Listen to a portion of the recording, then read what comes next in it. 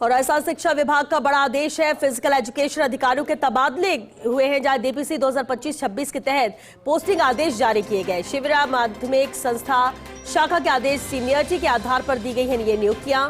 विभिन्न जिलों में अधिकारियों की पोस्टिंग है। जैसलमेर, अजमेर सहित कई जिले इसमें शामिल किए गए हैं। तो राजस्थान शिक्षा विभाग का यह बड़ा आदेश जारी हुआ है, जहां फिजिकल एजुकेशन अधिकारियों को नई जिम्मेदारी दी गई और इसके तहत पीएम श्री और सरकारी स्कूलों में पोस्टिंग दी गई।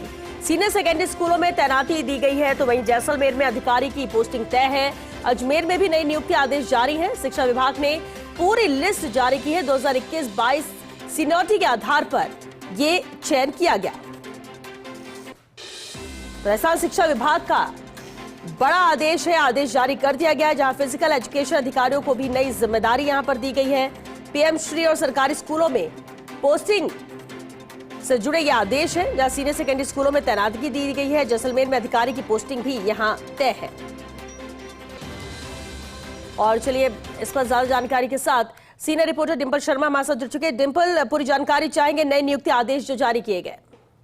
देखिए बिल्कुल श्वेता, जिस तरीके से डीपीसी हो गई थी, लेकिन लगातार सवाल उठ रहे थे कि आखिर इन पर पोस्टिंग आदेश कब जारी होगी, क्योंकि देखिए सरकारी स्कूलों में पोस्टिंग की गई है, सीनियर सेकेंडरी स्कूल है उनमें भी उनकी पोस्टिंग की गई है। अलग अलग जिलों को चुना गया है और जहां पर जो फिजिकल टीचर हैं, जो ये फिजिकल एजुकेशन अधिकारी हैं, वहां पर पोस्ट किए गए हैं। क्योंकि लगातार जब हाल ही में जो मुख्य सचिव है श्रीनिवास, उन्होंने भी जिस तरीके से दौरा किया था शिक्षा संकुल में, तब भी उनसे फर्स्ट इंडिया ने भी ये सवाल किया था कि डीपीसी हो गई है, लेकिन उनकी पोस्टिंग कब जारी की जाएगी, पोस्टिंग पर कब होगी। क्योंकि देखिए तबादलों को लेकर बैन है, तो ऐसे में आखिर पोस्टिंग को लेकर क्या रहेगा, और शिक्षक लगातार इंतजार भी कर रहे थे। तो ये कह सकते हैं कि शुरुआत हुई है, और शुरुआत के बाद जैसे ही जो फिजिकल एजुकेशन अधिकारियों की पोस्टिंग शुरू हुई, तो कहा जा सकता है कि आने वाले समय में और कई जो पोस्टिंग है उनकी लगातार जो लिस्ट है वो जारी की गई। जिस तरीके से इनमें कुछ ऐसे जिलों को शामिल किया गया है जहां पर जरूरत थोड़ी सी ज्यादा है, और जरूरत के हिसाब से ये जो पहली जो पोस्टिंग आई है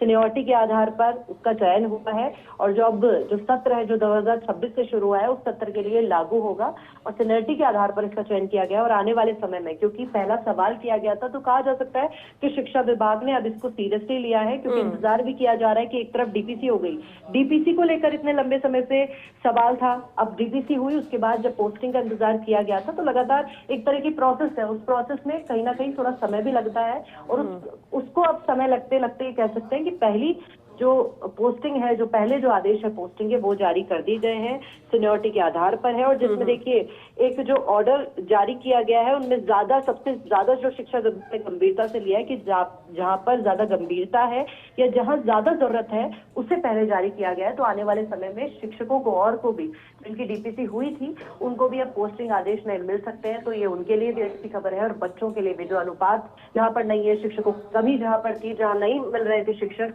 उनकी पदोन्नति से कहीं ना कहीं उनको भी राहत मिलेगी। बच्चों की शिक्षा पर भी अच्छा असर पड़ेगा। जी, चलिए बहुत शुक्रिया डिम्पल इस पूरी जानकारी और अपडेट के लिए।